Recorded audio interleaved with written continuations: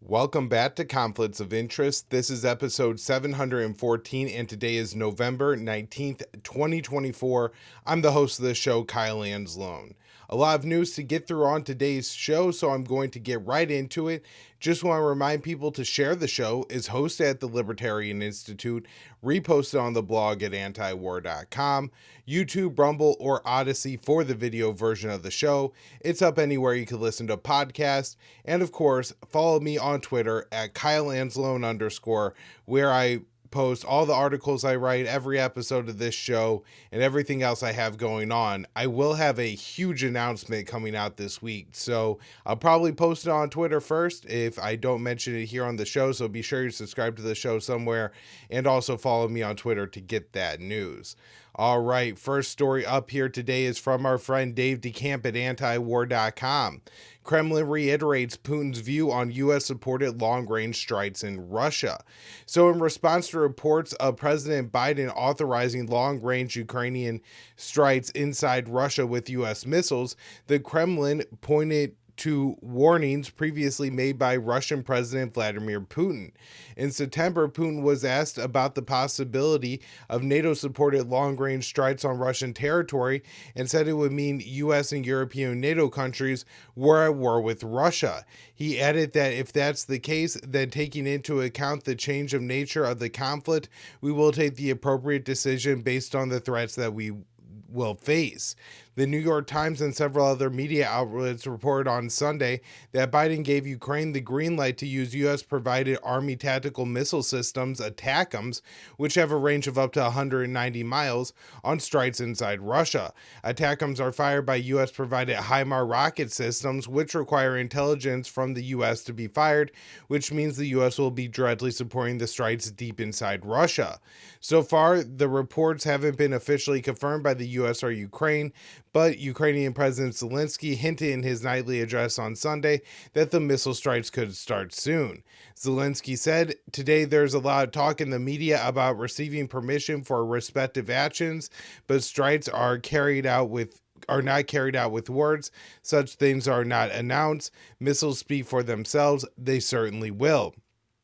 In response, on Monday, the Kremlin spokesperson Dmitry Peskov said if the reports are true, it would mean a qualitatively new round of escalations of tensions and qualitatively new situations in terms of the involvement of the United States in this conflict. In other comments, Peskov said, escalation means more Western involvement in the war because targeting other maintenance is not done by Ukrainian servicemen, it is done by military specialists from these very Western countries. Other reports have said that the UK and France will allow Ukraine to use Storm Shadow or Scout missiles with a range of 155 miles in strikes on Russia. Earlier this year, a German military leak revealed that British troops are on the ground in Ukraine, helping Ukrainian forces fire the Storm Shadow missiles. The Telegraph recently reported that the British Prime Minister Keir Starmer and the French President Emmanuel Macron were plotting to hamper the incoming Trump administration ability to wind down U.S. support for the Ukraine proxy war. The report said they were planning to pressure Biden to sign off on the long-range strikes. Now, one other interesting note here is it doesn't seem Germany is as interested in going along with it. As we talked about in the last episode of the show, the German Chancellor Olaf Scholz held a call with Vladimir Putin, I believe on Friday. And, while from the German statement, everything that Scholz said was just reiterating the Western position that Russia is bad, and we're going to continue the proxy war and give Ukraine everything they need. At the same time, the fact that Scholz is reaching out to Putin is important, and Scholz isn't signing off on these long-range attacks inside Russian territory. So, to finish Dave's article here, the U.S. media report said Biden's decision to authorize long-range strikes was a response to North Korean troops allegedly entering fighting against the invading Ukrainian forces in Russia's Kursk Oblast, a claim that hasn't been confirmed by Moscow. U.S. officials said the strikes are expected to be focused on Kursk, but could be expanded to other areas of Russia. And this seems like just kind of a lie to me, an excuse maybe. But a few thousand North Korean soldiers entering the fight in Russian territory, not even inside Ukraine. Why would that give the U.S. the green light, or why would that push Biden to give Zelensky the green light on the long range strikes if the reason that we weren't green lighting the long range strikes in the first place was that we were concerned about this escalating to a nuclear conflict? And so that, this seems really unnecessarily dangerous and escalatory, and the North Korean troops, just that seems to be a lie, but that propaganda has been rolled out for a couple weeks now. So this is interesting. Hungary and Slovakia slam U.S. decision to support long-range strikes in Russia. So Hungary and Slovakia, two members of NATO, have slammed President Biden's reported decision to support long-range Ukrainian strikes on Russian territory, an escalatory step that risks nuclear war. So the Slovak Prime Minister Robert Fico, who halted Slovakia's military aid to Ukraine when he took office last year, said this is an unprecedented escalation of tensions, a decision that thwarts hope for the start of any peace talks and an end to the mutual killing of Slavs in Ukraine. Those who support U.S. President Biden's decision are in favor of starting World War III. The Hungarian Foreign Minister strongly criticized Biden's decision, saying the pro-war mainstream has launched its last desperate attack on the new reality. These forces seem to have no qualms about the worst-case scenario, escalating the war in Ukraine to a global scale. So the foreign minister also took aim at the pro-war politicians in Washington and Europe, saying one has a feeling that the pro-war political elites on both sides of the ocean are launching one last desperate scalding attack on the new realities and the will of the people. Some politicians in the U.S. have also criticized Biden's decision, including the great Representative Thomas Massie, who has consistently voted against U.S. involvement in the Ukraine proxy war. Massie wrote on X, by authorizing long-range missile strikes inside Russia, Biden is committing an unconstitutional act of war that endangers the lives of all U.S. citizens. This is an impeachable offense, but the reality is he's an emasculated puppet of the deep state. And it's a real shame that we're not going to actually do anything about this, and we're not going to rein in the president here, and we're just going to allow Biden to start an unconstitutional, undeclared war against a nuclear power. Donald Trump Jr., the son of President-elect Donald Trump, said Biden's decision was an attempt to start World War III before his father enters office. He wrote on X, the military-industrial complex seems to want to make sure they get World War III going before my father has a chance to create peace and save lives. Gotta lock in those $ trillions, life be damned, imbeciles. So Trump campaigned on ending the proxy war in Ukraine, and he overwhelmingly beat Vice President Kamala Harris, who vowed to continue U.S. involvement in the conflict. And while it's not exactly clear if Trump will exit from that conflict, it is clear that he was the candidate who was running on that platform.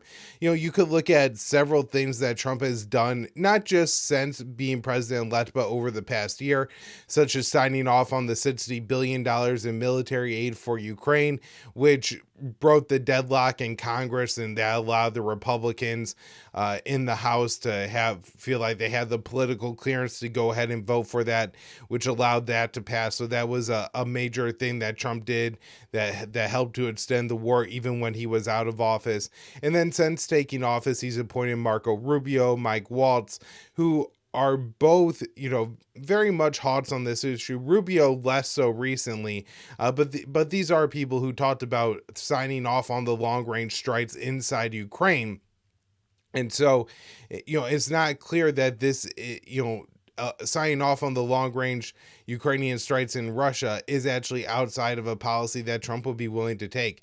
We really won't know until he takes office, but he certainly will have people in his cabinets escalating or advocating for this escalation and more. All right, so next up here, this one from Day to Camp, U.S.-Philippines signed new intelligence and weapons technology sharing agreement. So on Monday, the U.S. and the Philippines took steps to boost their military alliance by signing new intelligence and weapons technology sharing agreements and starting the construction of a new joint command center in the Philippines. U.S. Secretary of Defense Lloyd Austin signed the intelligence deal. The General Security of Military Information Agreement with his Philippine counterpart during his visit to Manila. The Philippine defense minister said the agreement will allow the Philippines to access higher capabilities and big ticket items from the United States. Details of the agreement weren't released, but unnamed Philippine officials told the AP that it would allow the U.S. to provide the Philippines with higher level intelligence and more sophisticated weapons, including missile systems. It will also give the Philippines access to U.S. Drone and surveillance data. And you have to wonder if one of the missile systems they're talking about is the Typhoon missile system, which can hold the SIM-6, but also the Tomahawk missiles, and it'll convert shipping container. Those have already been deployed, I believe, to the Philippines, but definitely to the Asia Pacific for war games, and are seen as highly, highly provocative by both Russia and China. And so if we're talking about giving those to the Philippines, or really any of the more advanced American missile systems, that it would be seen as a big provocation and escalate tensions in the region. So Austin and his counterpart also attended the groundbreaking ceremony for a new combined coordination center the headquarters of the Philippines at the headquarters of the Philippines military. Austin said this center will enable real-time information sharing for a common operating picture, and it will boost interoperability for many years to come. It will be a place where our forces can work side by side, responding to regional challenges. The U.S. has been expanding its military footprint in the Philippines and increasing its military ties with Manila as a part of its plans for a future war with China in the region. The U.S. also is strongly backing the Philippines in its maritime dispute with China in the South China Sea, an area that has turned into a potential flashpoint for a conflict between the U.S. and China. Chinese and Philippines vessels often have tense encounters near disputed routes and reefs in the South China Sea that sometimes end in collisions. And there are, casualties associated with these collisions. There was at one point the vessels collided, and one Filipino soldier was reported to have lost, I believe, a thumb from an axe-wielding Chinese Coast Guard sailor. So that was these are very tense encounters, is my point. The U.S. always uses these incidents to remind China that the U.S.-Philippine Mutual Defense Treaty covers attacks on Philippine boats, and so saying that we are willing to go to war over this. All right, next up here, this article I wrote for the Libertarian Institute on November 18th. Kim Jong-un calls for limitless nuclear buildup in response to Asia NATO. So North Korean leader Kim Jong-un delivered a fiery speech where he stressed the importance of accelerating the country's nuclear weapons program in response to Western threats. In the address to the North Korean army on Friday, Kim said the United States has already converted its alliance with South Korea into a nuclear-based one and created an Asian NATO in haste by cementing its military ties with Japan and South Korea. The North Korean leader stressed that U.S. Nuclear deployments to the region, joint war games with South Korea and Japan, and the building of military blocs aimed at Pyongyang are all intolerable to North Korea. Kim stressed that the increasing threat from Washington justified accelerating Pyongyang's nuclear program.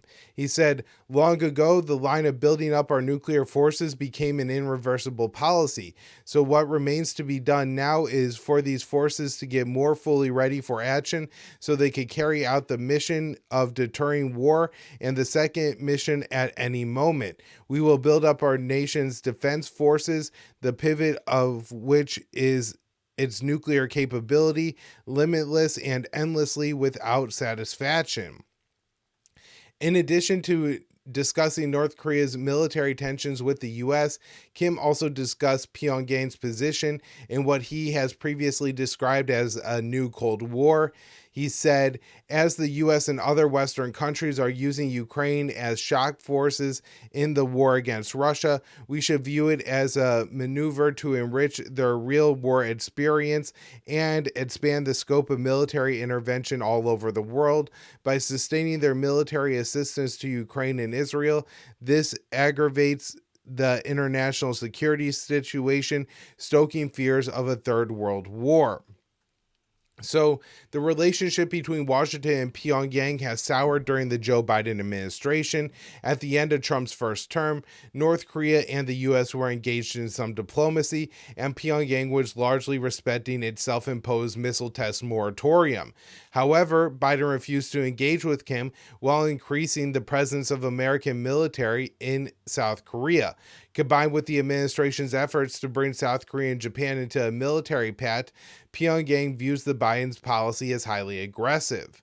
Kim responded by ramping up missile tests, conducting war games near the DMZ, and strengthening Pyongyang's ties with Moscow. And so while this seems like a fiery address that may signal, look, the situation on the Korean Peninsula has changed significantly over the past 4 years. And I think there's probably two pieces to this. And one piece of that blame belongs with Trump because of what happened at Hanoi with inviting Bolton there and threatening basically North Korea that we're going to force them to undergo a Libya-style disarmament, denuclearization, which of course Kim viewed as basically a threat that he was going to be Gaddafi'd, overthrown and murdered on the side of the road.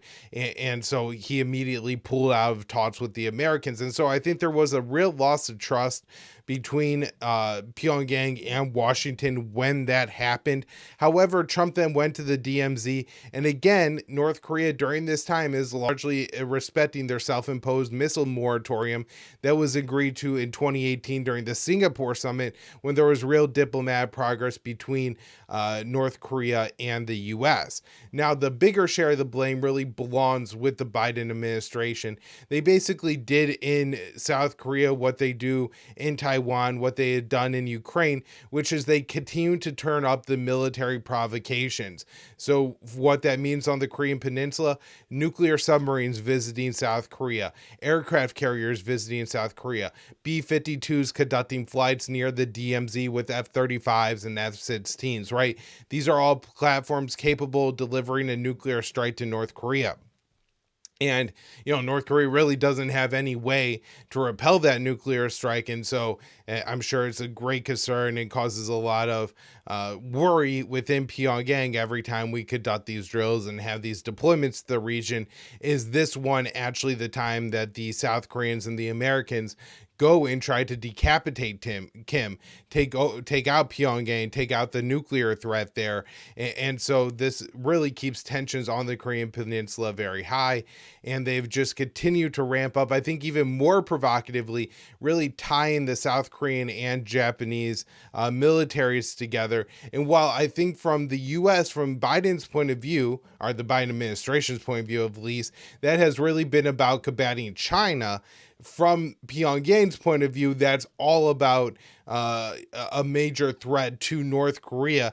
And, looking at recent history, Imperial Japan's legacy on the Korean Peninsula, you could see why the North Koreans would be very upset about Japan becoming more involved in South Korea's military activities on the Korean Peninsula. Is going to be viewed as highly, highly provocative. And so this has all pushed Kim to move much closer to Moscow. And it seems that there probably are some North Korean troops operating somewhere in Russia involved to some degree in the fighting. I don't know to what extent any of this is happening. As I've said on the show, I thought the North Koreans and the Russians would use this, the war in Ukraine possibly as an opportunity to have some military interoperability in real war situations. Also, just the North Koreans could help the Russians in that Russia is using some North Korean artillery systems, so maintenance on those, just troubleshooting things like that. Having the North Korean soldiers there to help the Russians is probably important.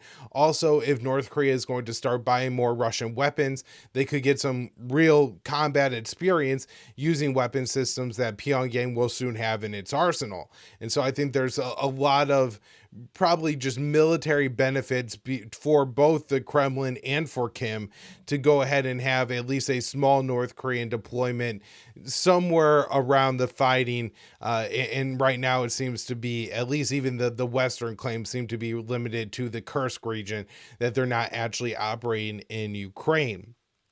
And so, with all of that, it may be that when Donald Trump comes into office here, the North Koreans simply have their doors closed and they don't have any interest in talking to the West. Can you trust Donald Trump? Can you trust the Nets president to follow what Donald Trump agrees to? I mean, these are major questions, and maybe Kim has decided that he has now reoriented himself, towards Russia, China, Iran, and will find other trading partners, and essentially doesn't care about having the UN and the US sanctions on North Korea lifted at this point in time. At the same time, I think this speech is actually an indication of the opposite. If you look historically, when North Korea has wanted to talk, they'll test an ICBM. They will give a very fiery speech. This is the way that North Korea enters the American news cycle, because if North Korea isn't in the American news cycle, there's no political pressure in the United States to talk with the North Koreans, and American president after American president is content with doing two things: leaving North Korea on the back burner while they have military buildup in the Asia Pacific. And again, they think this is all about China, but North Korea certainly views this as a threat, and build up military alliances in the region, again, aimed at China, viewed as a threat by North Korea. And so Pyongyang doesn't see it as an option to basically try to stay off Washington's radar. That really isn't a solution for them. And so they want to engage in direct talks with the U.S. So they'll do something, provocative, headline grabbing, and that will create a situation where there's a little bit more political will in the U.S. for talk. So we'll see what happens. I think this could be a sign that the North Koreans are wanting to talk with the incoming American administration. I can't imagine they have any interest in talking to the outgoing Biden administration at this point in time. All right. Next up here, we're shifting over to the Middle East. Israeli forces kill 76 Palestinians in Gaza over 24 hours. Gaza's health ministry said Monday that Israeli attacks killed at least 76 Palestinians and wounded 158 more in the previous 24-hour period. Strikes on Monday included one in northern Gaza. According to the Palestinian news agency Wafa, the Israeli strike killed at least 17 civilians. The strike was near the Kamal Adwa hospital, which also came under attack. According to Al Jazeera, people inside the hospital were injured by shrapnel when Israeli forces shelled the entrance. In Gaza City, an Israeli strike hit a house, killing at least 5 Palestinians and injuring others. Israeli forces also targeted a house in Jabalia, killing 1 woman and injuring her family members. Israeli attacks were also reported in central Gaza and southern Gaza. Near the southern city of Rafah, an Israeli drone targeted a group of Palestinians, killing at least 1. The Israeli military also bombed the Nusra refugee camp in central Gaza, killing at least 4. The health ministry said the latest violence brought the death toll up to at least 43,922 and the number of wounded to 103,898. And of course, there are so many people that are not counting them on the death toll. Again, these are the bodies collected at the morgues and the hospitals. All right, we'll wrap up here with this story from Gaza. So the UN Palestinian Relief Agency, UNRWA, said Monday that nearly 100 aid trucks entered Gaza over the weekend were lost to armed looters. UNRWA said that at least 98 trucks of a 109 truck convoy were lost. The convoy was attacked after entering southern Rafah from Israel through Karim Shalom border crossing. UNRWA said that the convoy was initially scheduled to enter Gaza Sunday, but the Israeli military ordered it to leave a day early at short notice via an alternative unfamiliar route. Last week, Haaretz reported that Israel was intentionally allowing armed gangs in Gaza to loot aid trucks and extort drivers for protection money. The report said that in some cases, the last remnants of Gaza's police force tried to take action against the looters, but they were attacked by Israeli troops. Israel has systematically targeted Gaza's police force throughout the past year. The Israeli military justifies its attack on the police force by pointing to Hamas's control over the force, but the lack of police has made securing aid for starving Palestinians much more difficult.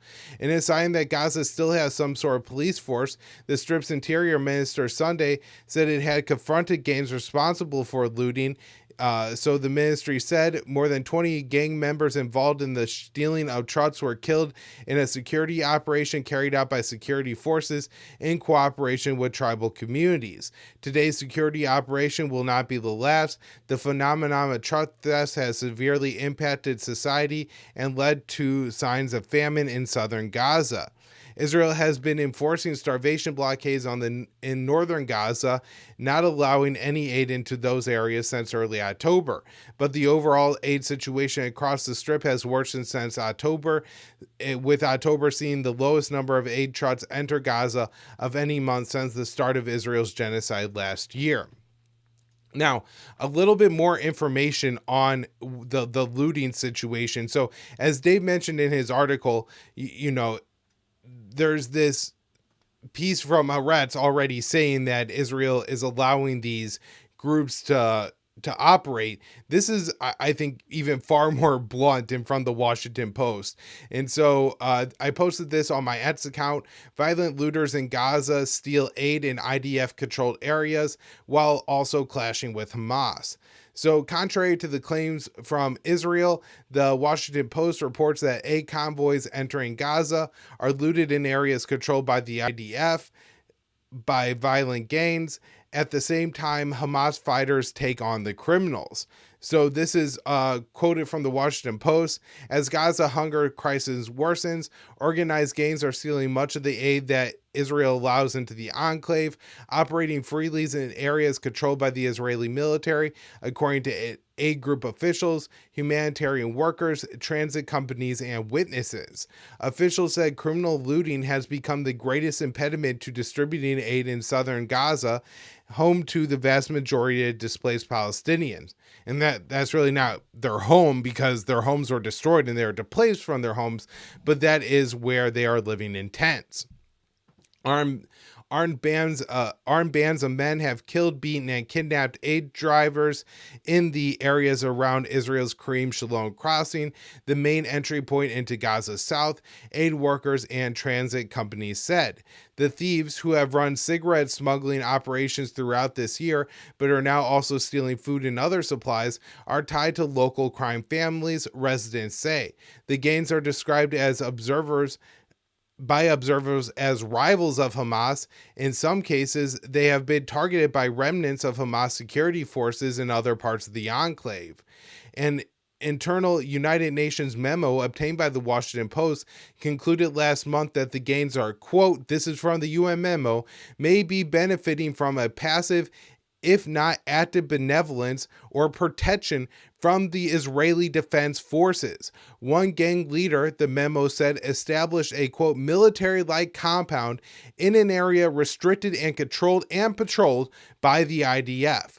And so if you think about what happened with these 109 trucks, where they weren't supposed to leave until the next day, and then Israel said, go today, and then they get hijacked right away, and you had this UN memo saying that there is near active coordination between the Israelis and these gangs stealing the aid, you have to assume that that's what happened here, that the Israelis, if not allowed, at least created the conditions for these trucks to be hijacked. Now, why would the Israelis do that? Because it's a way that they could say, oh, we allowed 108 trucks into Gaza today, and not a single piece of food reached the Palestinians, right? It's all about starving the Palestinians. It's absolutely sick. And of course, I'm sure it creates a lot of strife among the Palestinian people, and, just internal chaos, right? Like now you not only have Hamas having to fight against the IDF, but also the IDF IDF allowed gangs that are pillaging the food that enters Gaza. So aid organizations say Israeli authorities have denied most of their requests for better measures to safeguard the convoys, including appeals for safer routes, more open crossings, and permission to allow Gaza civilian police to protect the trucks. Israeli forces within the view of the attacks have also failed to, on multiple occasions, to intervene as looting was underway. Aid workers, UN officials, and transportation workers and truck drivers said. And so, the Israeli forces are standing there. They see an aid truck being looted and they just allow it to happen. After, they've just slaughtered people all over Gaza. Suddenly they have some restraint on when they're using force. No, this is intentional policy. And so throughout this war, Israeli officials have told us time and time again, nauseatingly, that, the reason there's not more aid getting to the Palestinian people, the reason they're starving is because Hamas is stealing that all. We now know that is a massive lie, because Hamas is trying to protect these trucks so they get to the aid distribution centers, and it's the IDF that's empowering these criminal gangs to take these trucks. Just disgusting propaganda. All right, everybody, that's the show for today. Again, big announcement coming this week, so be sure you're subscribed to the show. Follow me on Twitter so you don't miss it.